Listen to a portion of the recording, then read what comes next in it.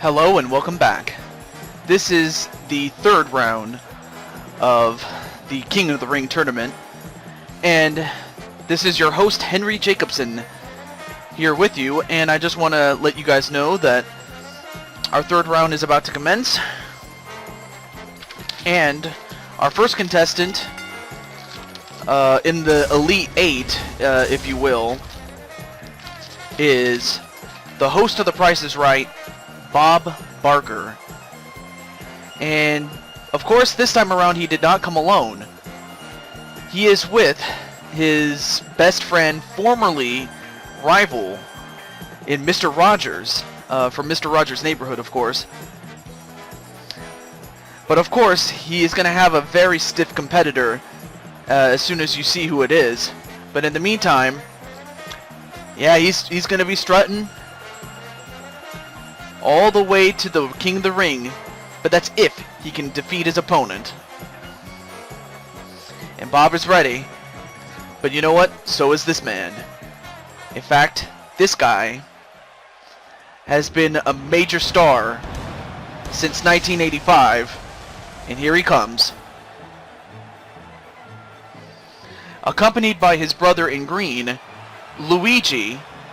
Together they are the Mario Brothers, but the man in red is the man of the hour, the man with the power, and the man who's too sweet to be sour, Mario. And they are the NWA World Tag Team Champions, and they've been champions for a long time.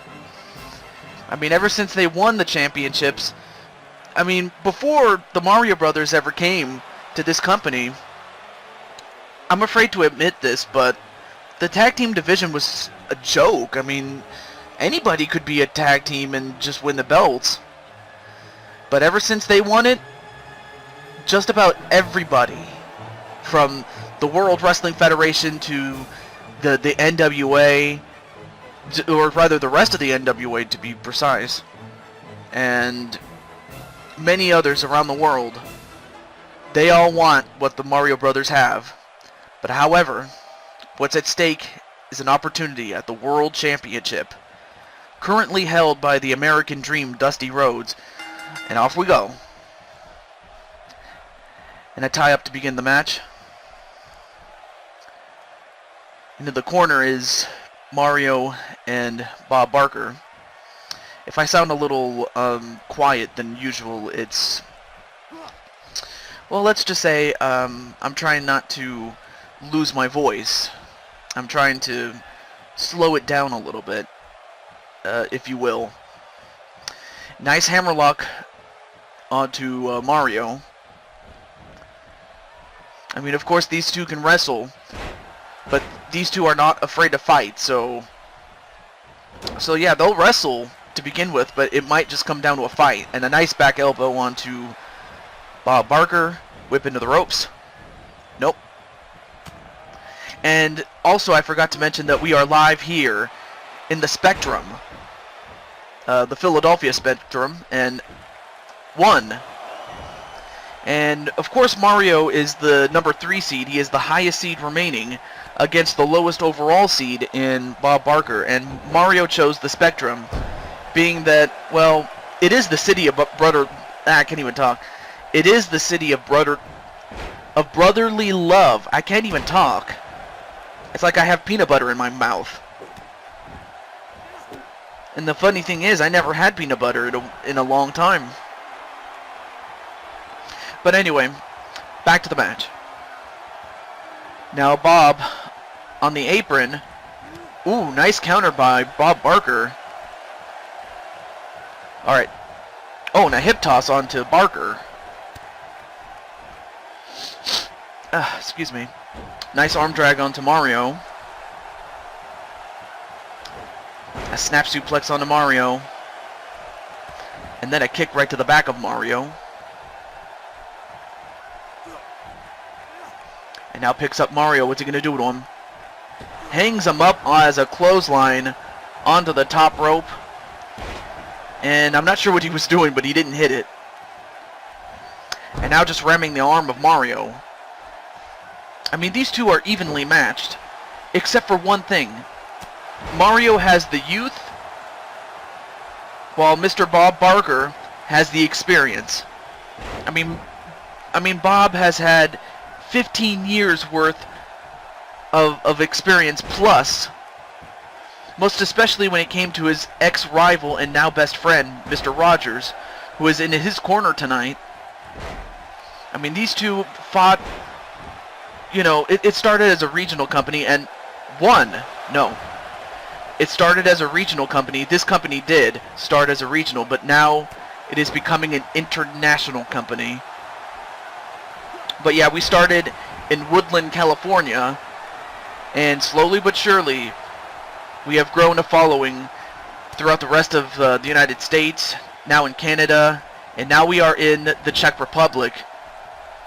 Or actually, yeah, we're televised in Czech Republic, I should say, excuse me. But this is the Philadelphia Spectrum.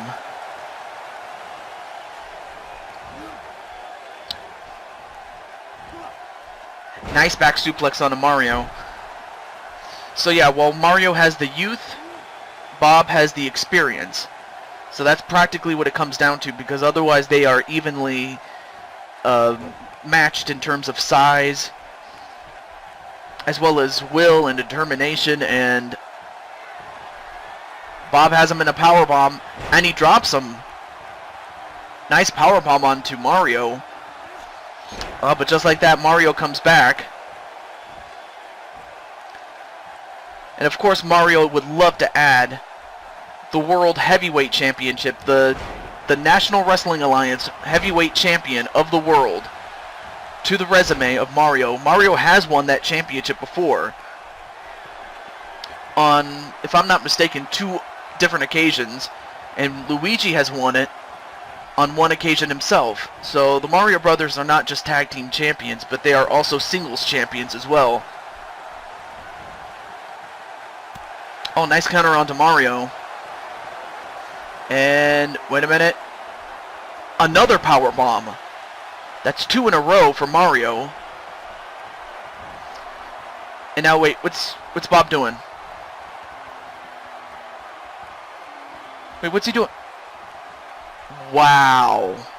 Just swinging him around. I mean, I've heard of this song called You Spin Me Right Round, Baby, right round, like a record, baby, right round, round, round. Love that song, by the way. Of course, I can never get my father Maurice into it. I mean, Maurice, I mean, he's... Wait a minute. 1, 2, 3, and wow, that swing was enough. I guess Mario must have been dizzy or something, because he didn't get up from that. But yeah, this match was back and forth. And of course both men wanted to win, but only one could. I mean, it's pretty obvious he targeted the legs, knowing full well that if he could do that, he could swing Mario around. And Mario did everything he could to fight back, but it just was not enough against a very experienced Bob Barker. As Bob is now in the semifinals. This is the Elite 8, and we're going to be down to our Final 4 when this is all said and done. And we'll have the Final 4 and the prelude to a championship at our King of the Ring Super Show, and I'll give you guys more details about that when we get closer. But with that said, I want you to stick around because we have 3 more matches yet to come. So stay tuned. I hope you enjoy it. And also, do check out The Price is Right when you get a chance to, and also do check out the latest Super Mario game. I believe it's called Super Mario Bros. 3. Check that out when it comes out, but we'll be on to our next match in just a moment.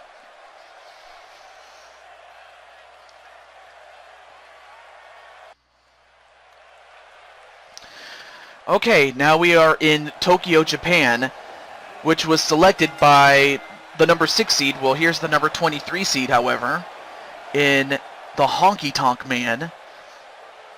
along with his manager, Jimmy Hart, the Mouth of the South, Jimmy Hart.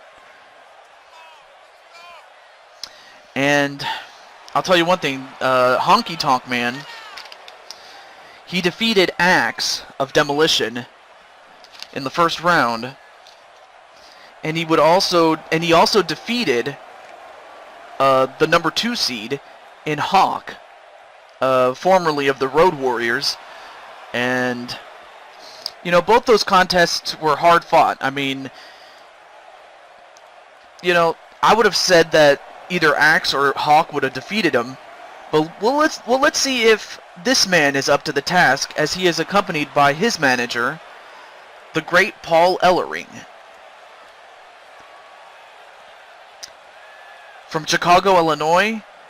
I mean, he weighs, if I'm not mistaken, I think he weighs like, what, 275 pounds? A good chunk of that is in muscle, but he's a really big guy. Now, for 275, that would be considered fat for someone my size, or for someone shorter than that, I guess.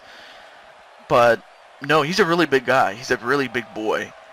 Well, he's not a boy, he's a man, but of course, as you know, he is embroiled in a feud with Hawk, but his opponent, Honky Tonk Man, defeated him in the previous round, so Animal will not have the opportunity to beat Hawk in the tournament, but he does have an opportunity to win the tournament and never have to face Hawk. So whether that's a good thing or not, I don't know. But anyway, match underway, and already a pinfall. 1, no.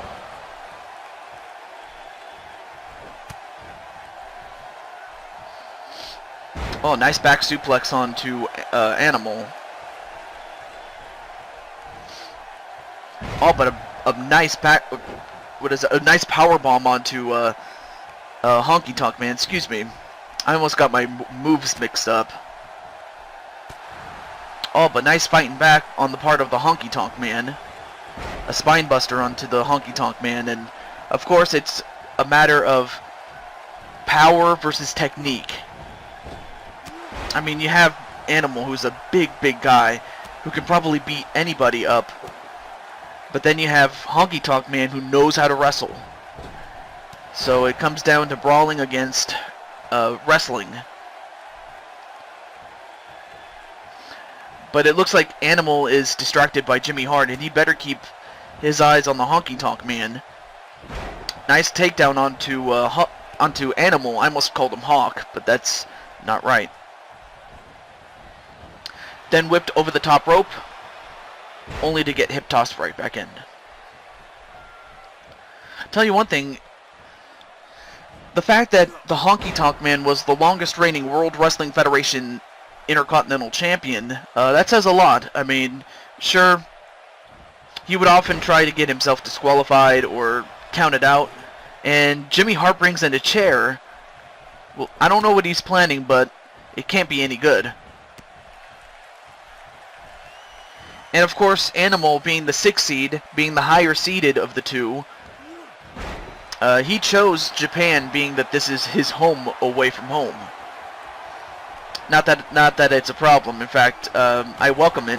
And a clothesline onto the Honky Tonk Man, sending him outside. Of course, Paul Ellering better not lay a hand on him, otherwise he's going to get Animal disqualified. And ooh, nice diving clothesline onto the Honky Tonk Man, but then he throws Animal right back in. Alright, now both men are back in. And Jimmy Hart, not sure what he was trying to do, distracting the referee or trying to take down the turnbuckle pad, but it didn't work. A scoop slam, and finally the referee takes out the chair that was brought in by Jimmy Hart. Nice arm drag by the Honky Tonk Man, and a head dropper onto Animal, and that's a good move, especially when you had him kneeling. And uh-oh, wait a minute. Shake, rattle, and roll. Shake, rattle, and roll And now Paul Ellering is on the apron. And Honky Tonk Man hits it again. Excuse me. 1, 2, no. I'll tell you one thing. I'm shocked that Animal kicked out of not one but two shake, rattle, and rolls. I really thought that was it. But of course, I'm not surprised that Animal kicked out of it, being that Animal has been through a lot of hellacious matches that he's had lately with Hawk. So it's no surprise that Hawk toughened him up here. So obviously it's going to take more than just 2 shake, rattle, and rolls, but as you see, Animal is distracted by Jimmy Hart again, and he paid for it. One thing you cannot do is turn your back on your opponent, whoever it is. I mean, of course, I do take exception to the fact that Jimmy Hart, and to some extent Paul Ellering, you know, they try to distract the opponents of their clients to help them win, which on the one hand, I get why you would do it, but on the other hand, it's like it's cheating nonetheless. But of course they don't care. They just want to win by any means necessary. But when it comes down to it, you got to let your conscience be your guide at some point. And Jimmy Hart on the apron, and of course the referee, I don't know how much more the referee can take of Jimmy Hart standing on the apron all that much. And I don't think he's going to take it for very long, because he just threw out Jimmy Hart. So now the Honky Tonk Man is by himself. He will not have Jimmy Hart to help him now.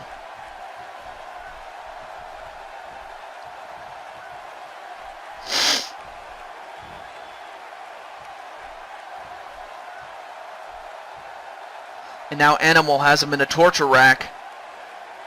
But let's see if the Honky Tonk Man can get out of this one. Nope, he manages to escape. Although, actually no, Animal's grip might have been given out, so probably that's what happened. And a knee right to the head of Animal. And another one. Well, now Honky Tonk Man has to try to end this match as soon as possible, because, well, he went for the shake, rattle, and roll, but it didn't. But I was going to say it didn't work out. And nice gut wrench suplex onto Honky Tonk Man. Jimmy Hart's the manager, and he got kicked out. And now Animal, what's he setting up for? Power slam. Let's see if that puts him away. 1, 2, no. And Animal cannot believe it. And quite frankly, I can't either, because, I mean, I'll tell you one thing. Honky Tonk Man, don't let the packaging fool you. I mean, he may be, you know, he may be a lot of things, but he is not a wimp. I mean, he's pretty tough. I mean, you got to be tough to have, you know, held the gold.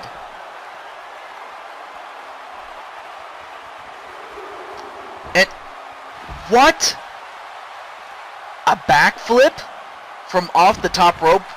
Like, how did he do that? I mean, I'm in shock right now because I can't even speak correctly. And a nice facebuster onto the canvas, and then an elbow drop. Now, of course, if both men get counted out, then both men are eliminated from the tournament, so they gotta get in the ring. Or at least one of them has to.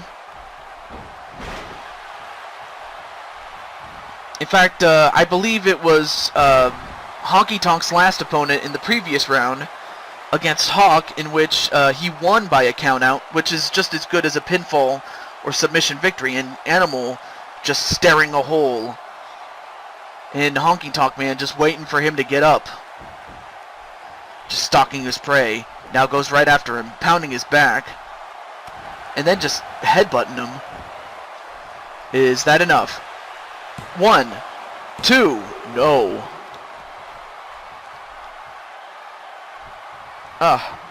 Actually I had something in my eye. Excuse me. And Honky Tonk Man trying to go for the shake, rattle, and roll, but it didn't work out. And countered into a power slam. 1, 2, 3. And Animal has advanced to the semifinals. And because Animal is the highest remaining seed, he will take on the lowest seed overall, who also advanced, in Bob Barker. So at least we now know one of the semifinal matches. So that means that the winners of the last 2 matches that we're going to have will face each other, no matter who it is.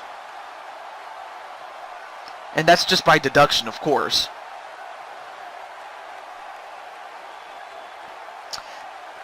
I mean, but this was back and forth between the Honky Tonk Man and Animal, but Animal was just too powerful, too big, too strong, and I have to say, Animal is just that, an animal. And for Bob Barker, he's going to have himself a tough match to take on Animal. But if anybody could overcome that, it may as well be Bob Barker, because like I said, he's been through the battles, he's been through the wars. His experience will surely help him. But we'll see who else will advance right after this.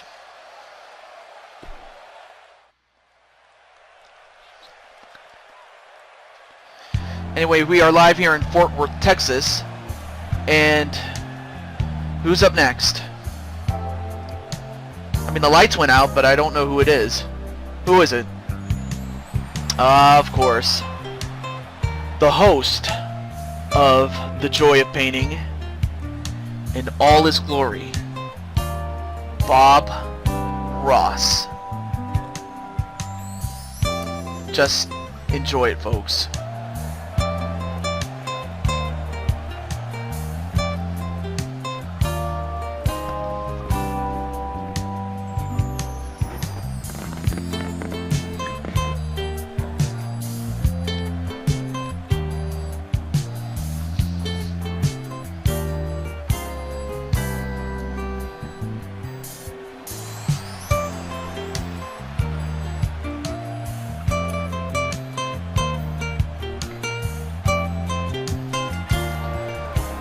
Now that was glorious. But I'll tell you one thing.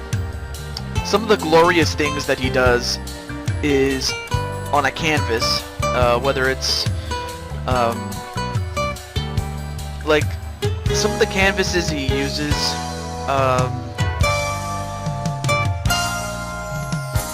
like whether it's a black canvas or a white one.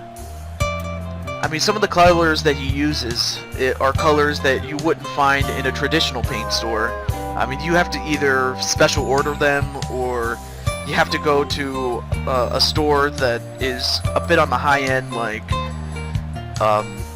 I understand that there's this chain of stores called Lowe's. In fact, Lowe's has it, if I'm not mistaken, because I don't think Home Depot has it, if I'm not mistaken. But be it as you will, you might have to do some research. You might even have to call in and order it from the Bob Ross Company. But nonetheless, here's Bob Ross in the flesh. And Bob, he defeated Larry Zbyszko in the first round. And then the second round, he defeated Luigi of the Mario Brothers. In fact, we saw Luigi in the first match as a second to Mario, but it was Bob who defeated him and eliminated him from the tournament.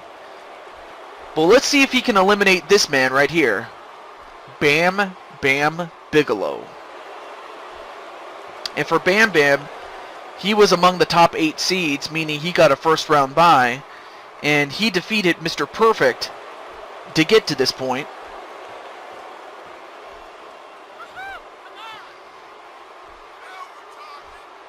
Now, as far as Bam Bam Bigelow is concerned, I mean, usually he would have his manager, Ted DiBiase, but since Bob Ross doesn't have a manager of his own or anybody to back him up, DiBiase has been asked to stay in the back or risk getting his man, Bam Bam Bigelow, disqualified and awarding the bout to Bob Ross. So that's why it's kept one-on-one. Match underway.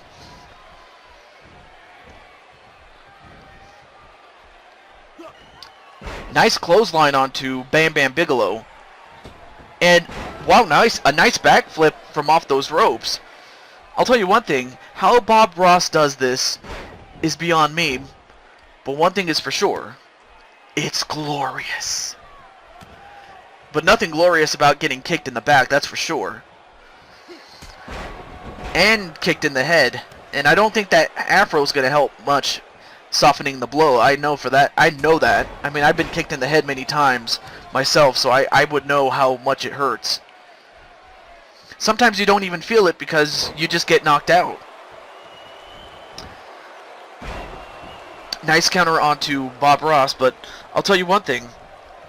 He does keep himself in good shape. I mean, I would know because, you know, some of the, I would. He's mentioned a number of times on his own show, The Joy of Painting, that he worked in the military for close to 20 years. And, I mean, of course, you had to have been in great shape to have been in the military for 20 years. So that would explain how he was able to get tough, but it doesn't explain how he's able to do all those moves that he does. Or perhaps he just let his mind get free. I don't know.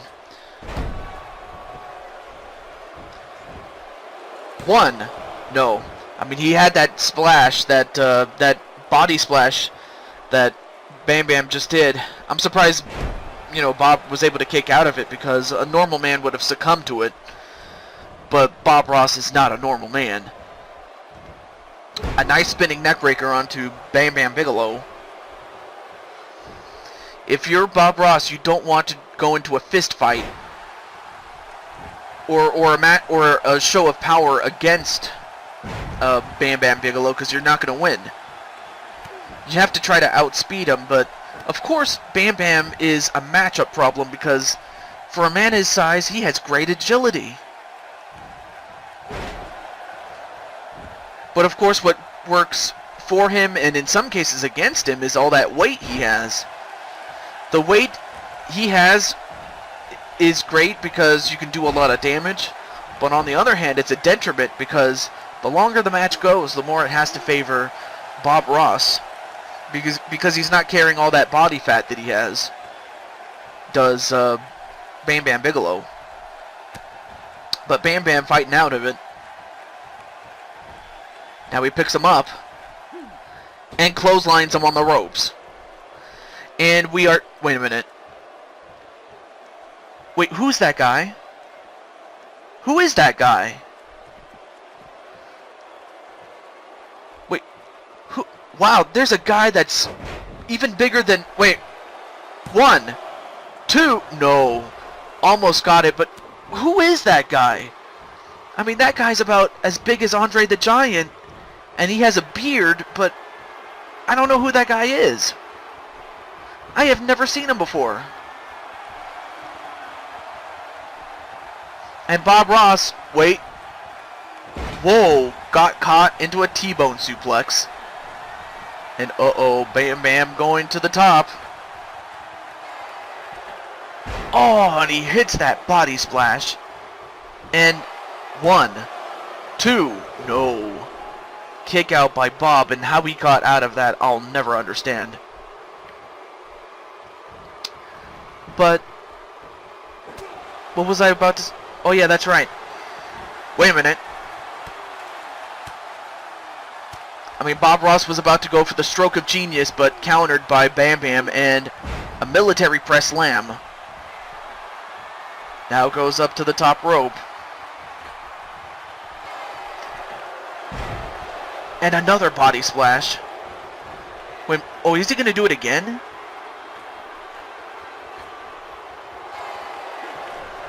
And a moonsault, but he missed that time. Nope, reversed into a head dropper.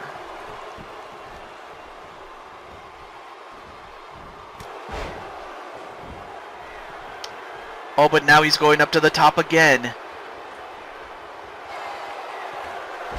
And this time he hits the moonsault. This has got to be at 1, 2. No! How did Bob Ross kick out of that? I don't understand. It's like this guy's not even human. Either that or maybe he's an angel, because, you know, he does mention it on the show that he always beats the devil out of his brush. So maybe he looks at Bam Bam Bigelow as a devil. I don't know. I mean, of course he has flames on his attire and tattooed on the top of his head, so I would think that would be the case. But Bam Bam getting a bit furious, wondering what is it going to take to beat Bob Ross. Now Bob, as he clotheslines Bam Bam Bigelow over the top rope, I mean, he beat both Sergeant Slaughter and Hulk Hogan in a 3-man match. And it was under sudden death rules, meaning you had to beat one. You didn't have to beat both by pinfall or submission in the ring. Alright. Oh, nice backhand. Ducks a clothesline. Oh, faked him out. Whoa, what a clothesline that was. Uh-oh. He could be setting up for it. He could be setting up for the phenomenal forearm. Phenomenal forearm. That's what he calls that move that he just did. 1, 2, 3. And Bob has done it. I mean, just got body splashed so many times, did Bob Ross. I mean, a normal man wouldn't have survived one splash, let alone, what, 4 or 5? Well, that was the one that he missed. But that was one he hit. But Bob Ross is not a normal man, because he kicked out of all those body splashes. And Bob was trying to go for the calf crusher, but too close to the ropes at that time. But he hit the phenomenal forearm. And he has won his place in the semifinals, and we'll find out who his opponent will be. But we were live in World Class Championship Wrestling, which was the home of Bam Bam Bigelow, so that's why he chose it for the arena. But we have one more match, and that's coming up right after this. Stay tuned.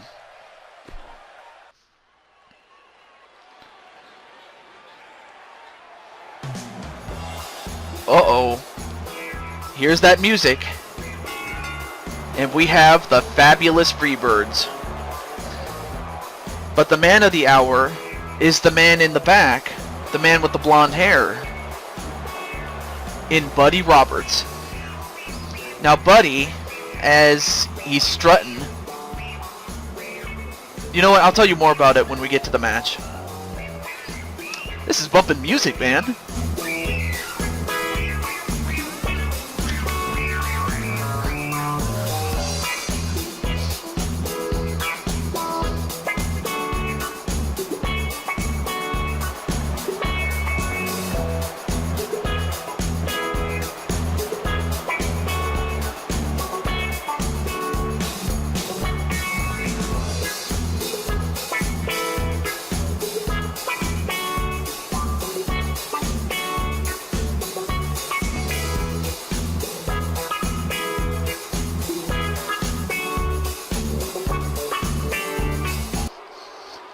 Alright, well the music's over, and here comes his opponent.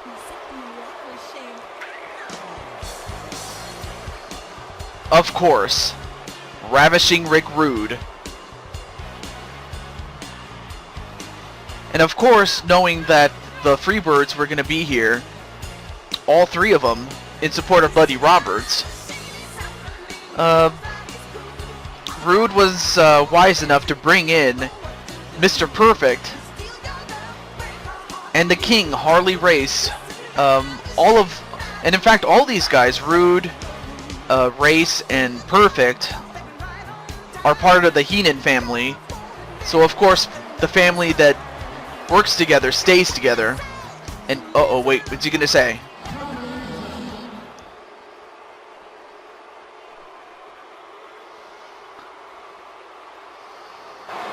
What I'd like to have right now is for all you fat, ugly, inner city sweat hogs, keep the noise down while I take my robe off and show the ladies what a real sexy man looks like. Hit the music. Well, how disrespectful. But then again, this is Rick Rude we're talking about. Now, I will be one to admit, I don't have abs. I don't have pecs. I don't have the guns that he has. So yeah, that would make me jealous, but you know what? It all comes down to what you can do in the ring. Match underway as we have Buddy Roberts and Rick Rude. So what we have is wrestling against brawling. Now of course Rick Rude can wrestle, and of course Buddy Roberts can brawl if need be, but it's who can stick to their strength that's going to win out. And of course, a little cheap shot right there, but then again, what is a cheap shot anyway? Oh, nice hammerlock onto Rude, trying to take out one of his arms. If you take out one of his arms, you take out a lot of power, but then a nice reversal, hammerlock. So far it's been wrestling. Oh, and then a rake in the eyes. And a back suplex. Now, for Buddy Roberts, in the first round he defeated Earthquake, but that was because Diamond Dallas Page came in and attacked Buddy Roberts, which it costed Earthquake the match, and gave Buddy Roberts the win, and of course the ability to advance to the second round. In the second round, he defeated the number 5 seed, 007 James Bond, but this time he won it cleanly. No help from anybody, he just did it himself. But this time he's taken on Rick Rude. And of course Rick Rude remembers the first time that he ever faced Buddy Roberts. It was in World Class Championship Wrestling. I mean, we were just there a couple of moments ago. And Buddy Roberts, I believe it was in 1983 that their first meeting was in 83. And Buddy Roberts just destroyed Rick Rude in about, 4 minutes? I mean, of course, Rick Rude was a rookie at the time, but as you can see, Rick Rude is not a rookie anymore. In fact, I'm pretty sure he still remembers that thrashing that he had gotten. And, oh, dropped his head onto the unprotected, or rather the exposed turnbuckle, I should say, excuse me. And I think the ironic part was Buddy Roberts took the covering off. I mean, I was just trying to talk about the match that Rude and Roberts had. But anyway, Roberts, he brought in his brothers. Michael Hayes, the blonde, on the far corner of your screen, or on the far end of your screen, I should say. He brought in Michael Hayes. He also brought in Jimmy Garvin, the other guy on the far end of the screen. And of course, Rick Rude brought in two fellow family members of the Heenan family, in Mr. Perfect and Harley Race. So, of course, Rick did not want to come in alone. And it was a very wise decision on his part. So basically the ruling is, if you can keep the sides even, do it. And missed the double axe handle. Ooh, suplex and a pinfall. 1. Nope, kick out by Buddy Roberts. Then an elbow drop onto Buddy Roberts. And then just taking Buddy Roberts' head and just bouncing it like a basketball on the canvas. And then whipped into the corner. But nice counter by Roberts, and delivers a head dropper of his own onto Rick Rude. And now Harley Race is on the apron, and if he's not careful and if he strikes Buddy Roberts, he's going to cost Rick Rude the match. And I'm pretty sure Rick Rude would not like that, not one bit. Oh, wait a minute. Oh, too close to the ropes was Buddy Roberts. In fact, that could have been the match had he not been close to the ropes.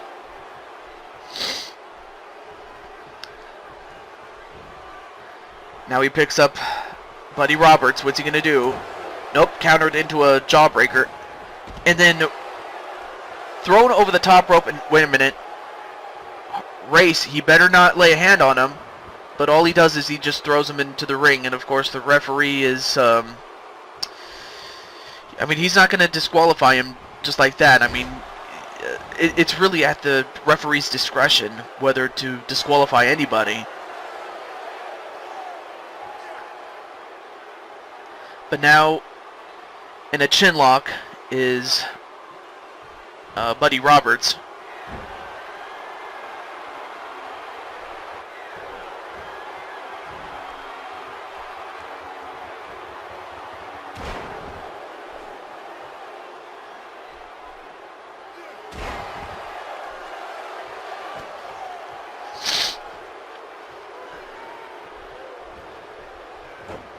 Oh, nice dragon screw onto Rick Rude.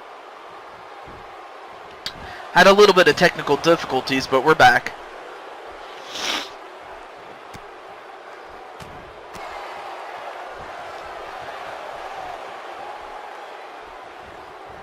Ooh, nice reversal into a head dropper. And wait, what's wrong with Buddy Roberts? Now going into a head crank. But I didn't see what happened with Buddy Roberts, though. And Buddy has been busted open. And if you're Buddy Roberts, you're going to have to try to find a way to put this match on ice as quick as possible, because the longer the match goes, the loss of blood is only going to make things worse. And will put Rick Rude in the driver's seat if he doesn't. So he's got to try to end this match, is Roberts. No relation to Jake Roberts, that is.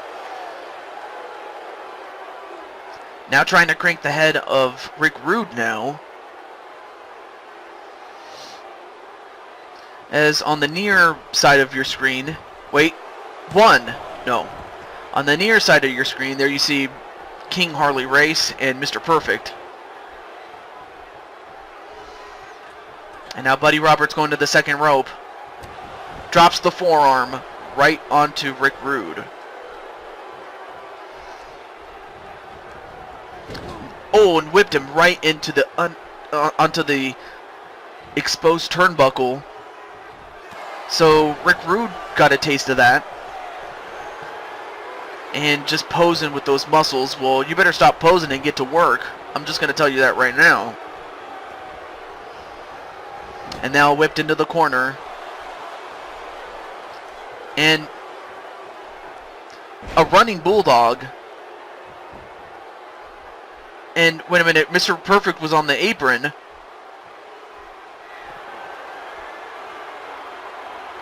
But of course, Buddy Roberts not going to get upset. I mean, he knows what's up. And wait a minute, distracted. Oh, back suplex pop backbreaker. Uh-oh. That could be the beginning of the end. Wait a minute.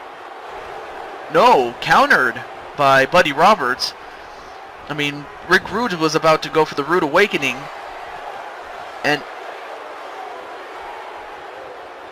another running Bulldog. Is that enough to beat him? 1, 2, 3. And Buddy Roberts, in a minor upset, beats Rick Rude. I mean, if Rick thought that this match was going to be a cakewalk, he was sadly mistaken, because Buddy Roberts was determined to make it to the Final Four. I mean, he wasn't going to be satisfied just making the Elite Eight, that's for sure. And Mr. Perfect did everything in his power to help Rude as much as he could. But after a second Bulldog, that was enough to beat Rick Rude, apparently. And Mr. Perfect is PO'd at this point. But in the meantime, the Fabulous Freebirds and their guy, Buddy Roberts, has made it to the Final Four. So the Freebirds are going to party tonight. But Buddy Roberts better be on his game when he has to take on Bob Ross in the semifinal of the King of the Ring. And we'll get to that when we get to it. But folks, I'm glad that you enjoyed this episode of our King of the Ring tournament.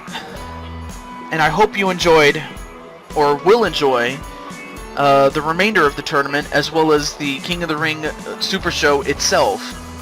And you'll see it when it happens. But until then, this is your host with the most,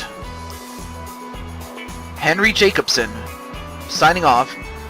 And as we just continue to boogie on down, we're just going to keep boogieing. And I'll have to talk to my good old friend Pete Wall. I understand that me and him, we have a double date. Like, my fiance and his fiance are going to date, so we'll be back. Until then, have a great night.